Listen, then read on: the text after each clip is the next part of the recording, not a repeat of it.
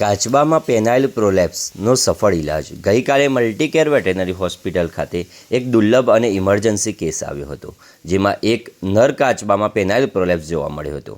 પેનાઇલ prolapse એ એવી સ્થિતિ છે જેમાં કાચબાનું પ્રજનન અંગ લિંગ ક્લોએકાથી બહાર નીકળી જાય છે અને સ્વાભાવિક રીતે અંદર પાછું જઈ શકતું નથી. આ સમસ્યા સામાન્ય રીતે ઈજા, સંક્રમણ, વધારે દબાણ, કબજિયાત અથવા પ્રજનન પ્રક્રિયા દરમિયાન થતી હોય છે.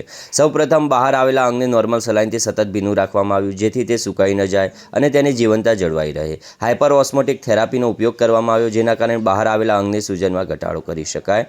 પછી ઇન્ફેક્શન અને દુખાવો અટકાવવા માટે અમે એન્ટીબાયોટિક અને એન્ટી ઇન્ફ્લામેટરીની સારવાર આપી.